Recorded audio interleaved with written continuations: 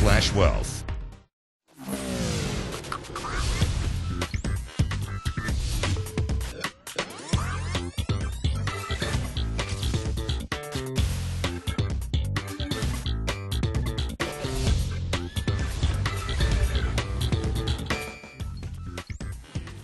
Hello, I'm Nadine Blaney. Welcome to Media Week. Ahead on the program, Nine Entertainment raises the red flag, blaming soft ad sales and ratings. We'll find out if other free-to-air players are set to feel the pain. And Woolworths loses its spot as Australia's most valuable brand. We'll tell you which company has taken out the title ahead. We'll also be speaking with Fox Sports Chief Executive Patrick Delaney shortly on the future of live sport. Of course, our co-host, James Manning, editor and publisher of Media Week, is here to take us through all of those stories and more. So, James, welcome to the program. Good to see you again.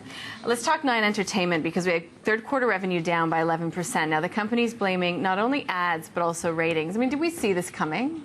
I think so, yeah. I mean, the market was going to react pretty poorly to... I mean, they had a lot of problem with the cricket, a lot of rain delays, stuff like that. They said they lost nearly 30% of all their days. Some of the games finished early because of the competition wasn't great. Australia won a lot of those games very easily. So that really cut into those revenues. They weren't allowed to play a lot of those ads to the audience, the size of the audience those advertisers would have been expecting on those cricket days. And then in relation to the ratings, I mean, in particular shows. Yeah, look, I don't think the market would have reacted that quickly to the start of this year. I think that pain might be still to come. So, like, you know, the poor start they've had since survey started back in February, I don't think that's going to be good for them. They've had a bit of a recovery lately, though, with that Daryl Summer show, You're Back in the Room, Married at First Sight. They've put it into a new time slot, a bit younger, to help, you know, secure their audience. And both those tactics have worked. So that might counter a little bit, but those figures will need to keep improving over the next couple of weeks to sort of counteract any sort of bad start that they've had to the ratings year. All right, well, let's get a market perspective on that one, because it is really, really big, you know, right around the whole sector. Let's bring in Evan Lucas from IG in Melbourne. Evan, welcome to the program. Just tell me, is Nine sort of the canary in the coal mine, so to speak, when it comes to some of these other media players in Australia? Probably. I think it's even a little bit bigger than that. Look, James is very interesting point about, obviously, the whole viewership numbers and the audience size. I think Nine was clearly going to be the start of what happens, and the way the market reacted clearly shows that it's more than a canary in the coal mine situation. This is a broader, you know, FTA issue, and the reason I point out to that is that if you have a look at the reaction in the market, the initial reaction was to see it decline 21.4%, and then for the preceding 2 days since then, it's obviously also lost another 5% on top of that. What also happened is the fact that Seven West Media went with it and lost 10.5% on the drop from Nine, and it filtered through the preceding 2 days as well. What also you can clearly see in it is that the ability to also soak up ad dollars in the digital space is not coming through in those numbers. So yes, they can certainly point to the fact that the cricket was weak. Yes, you can also point to the fact that programs like Renato Rumble, which has obviously been horrible for Nine, are parts of the problem. It's not the whole picture. And I think what the market is telling you is that both Nine and Seven particularly are seeing leakage. 10 sort of escaped it because 10 Play has certainly been able to maintain sort of ad revenue by getting that up and running and actually seeing viewership numbers. But 9 and 7 are the last out of all of the major free-to-air and even things like ABC to get their digital, you know, print actually out there, and their footprint is not big enough. And this has always been the question from the market, is that can they actually absorb ad dollars where the market is continuing to dilute, and the diversification of media ad spend is diversifying so fast. And the market told you that this week, that clearly 9 and 7 have been behind the eight ball, and the market's been waiting for a reason to sell them out. It's interesting, though, because while a lot of brokers have run the ruler over the sector and, you know, downgrading on the back of the news coming from Nine, UBS is not quite as negative on a valuation basis for Nine, and also saying that there are potential catalysts on the horizon, and that includes, you know, affiliate fee renegotiations, also license fee cuts that could potentially come up in the upcoming federal budgets, and, you know, obviously the media ownership laws. So is there a danger in becoming too negative on some of these companies? Look, 9, yes, absolutely. I mean, 9's now probably had its revaluation, and the fact that, as I alluded to, it's almost lost a quarter of its value since the announcement. It is certainly there. The other thing they point to is the viewership number programming for 9 is certainly going to pick up in the sort of the winter months. Clearly, The Voice is a massive part of where they would see ad revenue coming. Also, moving into the sort of the September period, moving into the cricket period again, they do also have some other big name programs coming back, and that will help it. The 7 is the one to watch now. 7 remains and still is the #1 programming free-to-air anyway, to see that. But it's whether or not there has been erosion, whether or not it can continue to actually outstrip. Now, it does have the advantage this year of the Olympics, and that's also part of the reason why 9 was hit so hard, is that this time last year it had the World Cup in the cricket to offset that, and PCP, that is a problem. But in saying that, the whole broader FTA market is clearly facing that upswing, that swing out from a market perspective. If you look at the outdoor marketing space, something like O-Media, also things like APN, they were missed this week. And in fact, they had some really good updates, and they swung to a really positive movement. And then that's what's happening, is that media spend, as I said at the start, from ad dollars from marketers, has now got so many different touch points that the free-to-air has been a little bit slow to move, and they're being punished for it. Okay, Evan Lucas, appreciate your time as always. Thanks, guys. Evan Lucas there joining us from IG in Melbourne. Back to our guest host and editor and publisher Mediaweek, James Manning. Let's talk about 9, because this ASX warning came the same day as what was otherwise a day of celebration at 9. Yeah, they were sort of, they had put the release out in the morning, then the chief executive was hosting a sort of lunch event for Peter Overton, who's celebrated 25 years at 9, plus his 50th birthday, all in the same time. So I guess it's no wonder that management took the opportunity to sort of list 9's success in Sydney when it comes to news. Yeah, look, absolutely. I mean, and they talked up it's one of the few good things they've got to spruik, I guess. The TV audience, the TV news audiences are still really strong. It's usually the #1 program by a significant margin to what else they've got on the network. And those audiences, sure, they're in decline as well, but they're hovering around 1 million a night for that hour of news, which is a pretty good figure. So that's one of the real strong points, and they need to hang on to that and nurture that and make sure that it doesn't go away. And someone like Peter Overton is the bedrock of that. He's only 50, that's young in terms of a newsreader. And so he's got and Hugh Marks pointed out, look, we thank you for what you've done so far, and we thank you for what you're still to do, because they see a long future for him securing that sort of news audience. Yeah. Okay, some of the other news around in the space, we'll talk publishing for a bit. Pacific Magazine, so I guess publishing, we should say digital publishing now, because it's taking one of its titles to a digital-only brand. Yeah, it turned from print into a digital-only. It was a celebrity weekly. It's a very hard space to play in these days. Those digital audiences have really knocked around these celebrity weeklies. All of the weeklies from New Idea, Woman's Day, OK Magazine, Who, none of them have been spared really. So I think Famous was the most recent of those weeklies to launch. I think it's peaked at close to 100,000, its audience, but it's been on a slow, gradual drop in print since then. But it's got a pretty good brand. If they can secure some of that, they'll do well. And we did have a statement coming from the CEO saying that the decision to cease publishing in print is never an easy one, and sincerely thanking Famous staff for their contribution. But after much consideration, feel like a refocusing on a digital-only model with the Famous Live is a correct one. So Famous Live is that new name there. On to some other stuff. Fairfax Media appointing Mark Forbes as the Age editor-in-chief. Who's he replacing, and where? He's replacing Andrew Holden, who's left the company, and I think Mark was a deputy down there. He knows the Age business really well, so he's probably a pretty good appointment there for Fairfax. And look, the Age is often overlooked because a lot of the media focus is always in Sydney. People always talk about the Sydney Morning Herald, but the Age is still a great brand, still got a really massive digital audience, and still a big contributor to Fairfax Media. Extra job for David Gingell. What's he doing now? Yeah, look, he's joined the board of the Players Union. So that's the union that looks after all the NRL players. Gingell's, of course, got a big passion for NRL.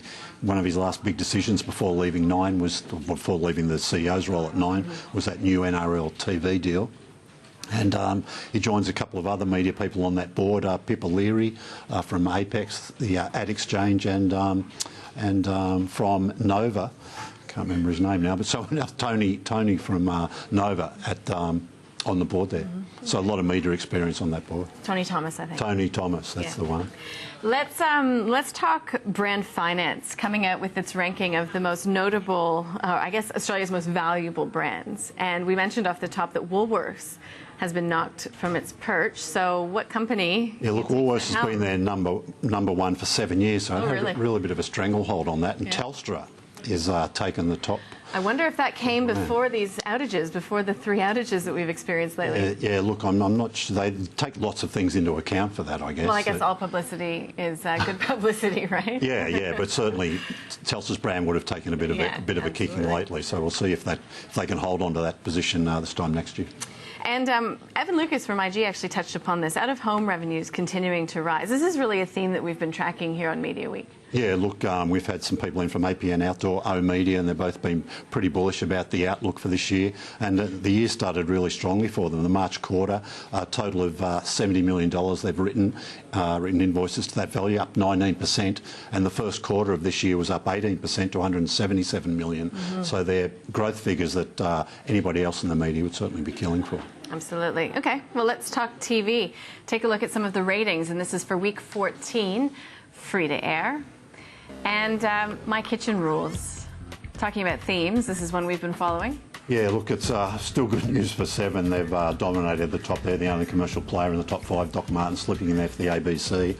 But as Evan said, you know, that Seven's still facing a bit of commercial pressures too on their revenues and their outlook. Flipping the page and taking a look at some of the news factoring in a little bit lower down on the list. Sure, yeah, but it's still, you know, a very key part of the offering there. Yeah, and let's take a look at subscription TV ratings. Again, this is week 14 and all about sport to start. Yeah, look, I looked through that top 40 and it was hard to find many non-sporting shows in the top 40 this week. So as we'll hear in a minute, that sport offering is certainly central to that Foxtel subscription. Yep, and you're alluding to the fact that we will be speaking with Fox Sports CEO Patrick Delaney a little bit later in the program. This is a look at non-sports ratings. Selling Houses Australia topping the list this week. Yeah, and look, the Night Manager in there for the BBC is still doing really well. It's up on a tier, so it's not a channel everybody gets with their Foxtel subscription. So it's running some good business. That premium drama really has got a strong niche for Foxtel subscribers. Yeah. Let's talk some of the other news that's out in the TV space, and a bit of controversy, I guess you could say, around the TV Week Logies and some of the nominations. We've I think that the main thing for me was a surprise, I guess, about one of the Gold Logie nominees, which was SBS's Lee Lin Chin, who's a weekend newsreader and not the sort of person you would normally expect. I mean, how much of this has to do with some of those sort of tongue-in-cheek campaigns that she's been doing? Look, I think it's all about that. You know, she's become very cool on social media, very cool on SBS shows like The Feed. So people love it. And look, it'd be a great celebration if she actually won. But I think people would be surprised and wonder about maybe the voting process if you know, someone like her could win. But again, look, good luck to her if she wins. That'd be great. But, you know, after people like, you know, Scott Cam, Carl Stefanovic, Carrie Bickmore, people you traditionally, you know, associate she's with been around something for a like very that. long time as look, well. absolutely, yeah, you know, more power to her if she wins. But I think it's just a surprise and maybe a good thing that there's this, you know, it's opening up a little bit, if you like. Outsiders can just crash the party. Yeah, and another, I guess, crashing the party, although he's a very, very public figure right now, is Ten's Waleed Ali. You know, he's not only on TV, but he's quite prolific when it comes to writing. Yeah, sure. Look, absolutely. Else. Probably not as much as a surprise because Carrie is a Gold Logie winner. They're both on the same show, The Project. So you know that that show obviously has a big fan following, and those people vote for things like TV Week Logie Awards. And Foxtel. Doing pretty well as well. Foxtel, 19 nominations, a record number of things there. So yeah, did really well. Things like Wentworth was a sort of a fan favourite. Place to Call Home did very well in both the fan voting and the industry voting. Got nominations there. So yeah, good news for Foxtel.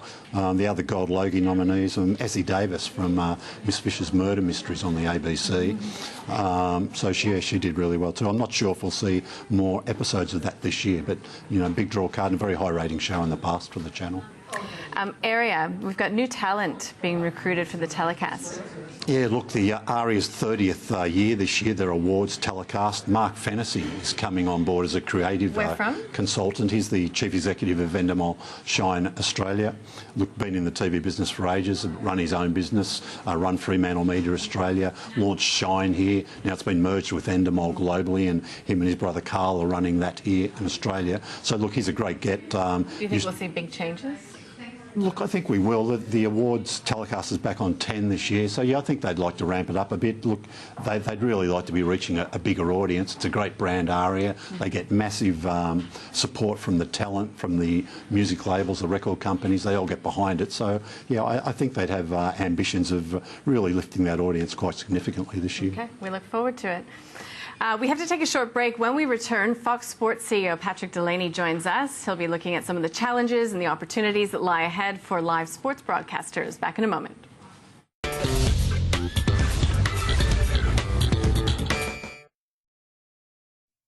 We're helping our energy better fit your world by making it more affordable to go solar with $0 up front. Our quality panels and tailored solar solutions mean you could be saving in no time. AGL, our energy, your way.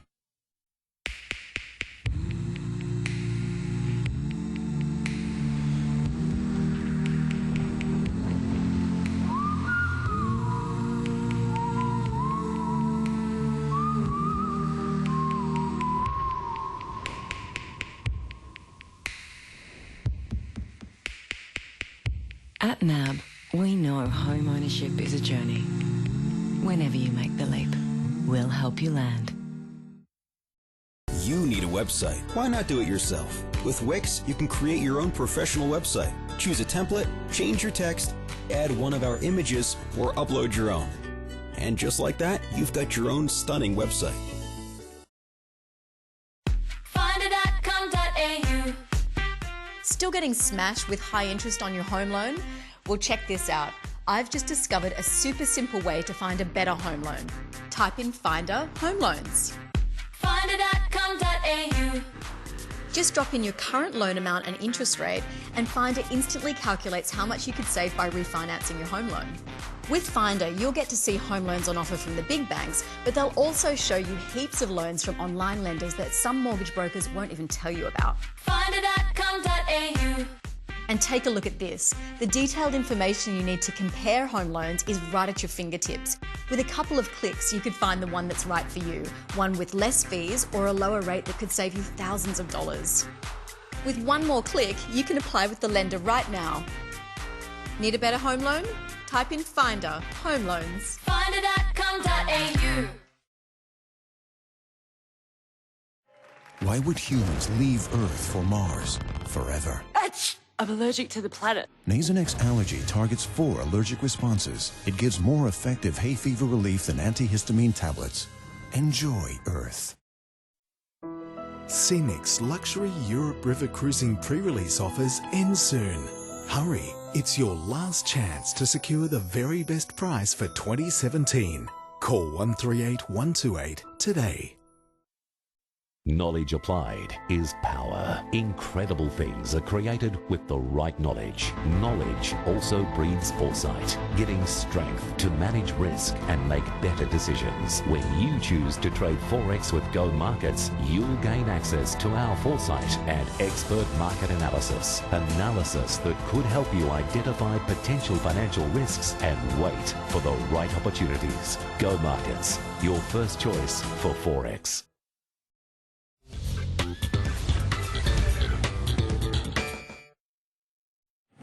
Welcome back to the program. Our co-host, James Manning, editor and publisher of Mediaweek, is here with me in studio as always.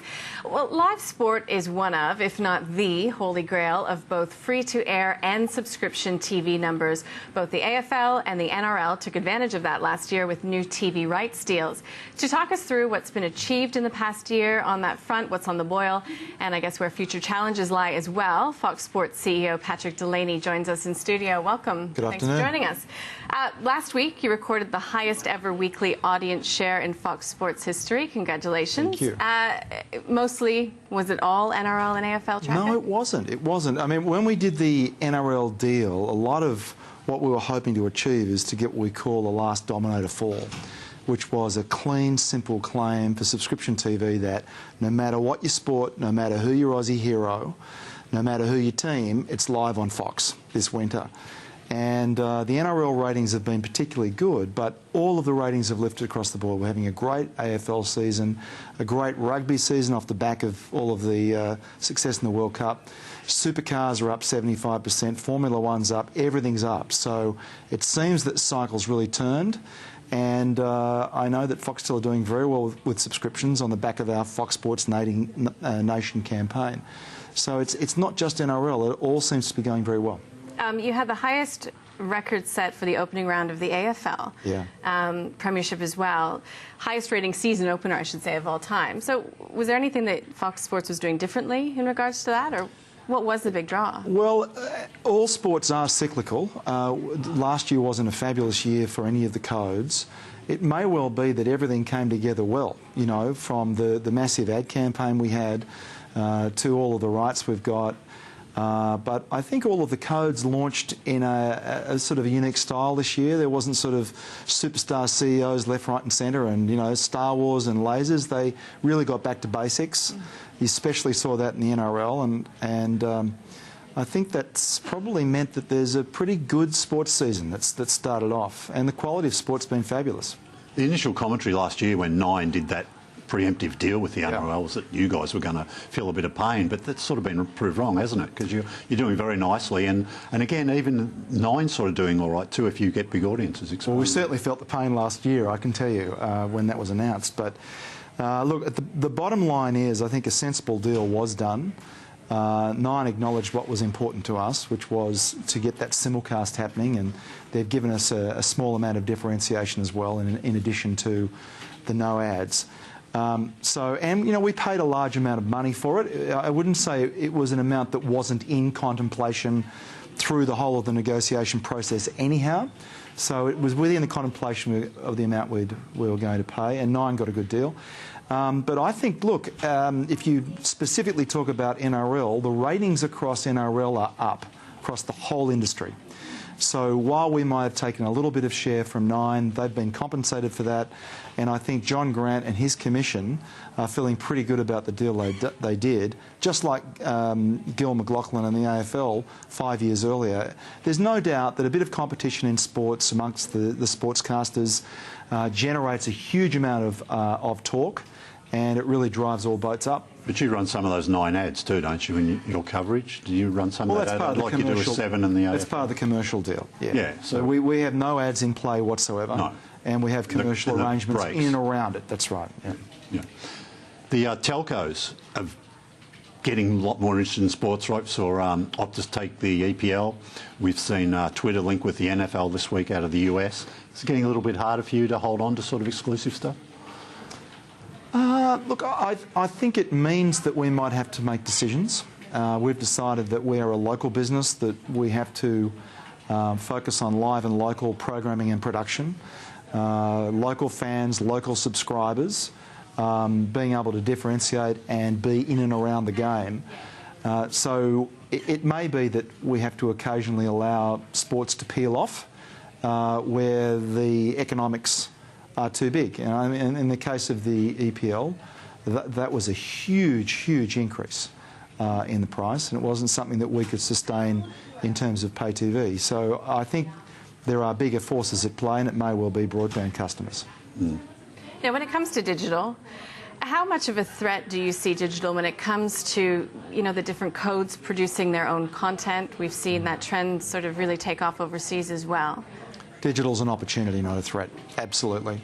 The codes producing their own material and the clubs, what we're seeing in that is no loss of eyeballs. We're seeing better tribalism and attachment of fans to their teams and to their codes. Just as we are at foxsports.com.au and our app, we're focusing very heavily on digital video, and all numbers seem to be on the way up. In terms of digital video generally for live sport, it clearly is an opportunity for both Fox Sports and Foxtel. If it means we can, the cost to serve is lower, it means that we can do more. We might be able to do sports that we were unable to do before. But it is an interesting trend, isn't it? Because what is driving us all at the moment are the bigger sports. There is more money piling into the bigger sports. So 5 years ago, we paid $45 million to the NRL. In 2012, that lifted to $100 million, and now it's $200 million a year. Well, that flushes a lot of money out of the market. So it's going to be interesting to see what happens to the smaller sports and whether there actually is enough money to spread around, because we're all diving into the big ones. There's been a bit of speculation in the media about possible merger of Foxtel and Fox Sports. Anything you could tell us about that? Look, Would that be good? I'm just a humble sports guy. I don't know anything about. Don't know about that. Okay, well, let's try the You'll have to ask Michael Miller or even Rupert about that. Let's try the anti-siphoning list. Yes. Have you got any feeling there might be changes there? I don't. No, you don't. I don't. Would it make a big difference? I mean, you seem to have all the major sports anyway, or would you like to have some things exclusively? Look, I think in the context, we're talking about digital opportunities and threats. I think in the era of a global environment, then it makes no sense that global sports events are protected on a local list. I mean, we get the policy elements of, you know, the grand final being protected and everything else. But when you get the US Open tennis and a whole swathe of other things, they just shouldn't be on the list. And digital players are not affected by this list at all. You know, Google could come in tomorrow, Twitter could come in tomorrow. They could buy everything. They could buy all of the NRL. So it doesn't make any sense. So we're asking for the list to be modestly pared back in and around those global events that are not near and dear to Australia's heart. And do you think that because we're in an election year, it might take longer to see any changes? Yeah, I think so. Well, a lot longer than that to probably never happen, will it? Well, look, when you're a humble cable guy like me, you've got to be a believer, you know, in subscription TV, and you must be an optimist, and you can never give up, and so we'll continue on. But I think in the context of globalisation and digitisation, that this is a very humble ask. We've run out of time. Patrick Delaney, thanks so much for joining us. Thanks for having me. Patrick Delaney, CEO of Fox Sports, joining us in studio, and of course, our guest host, or I should say co-host, really, James Manning, Thanks, Nada. editor and publisher of Mediaweek. That's all we have time for from the team here. Thanks for your company.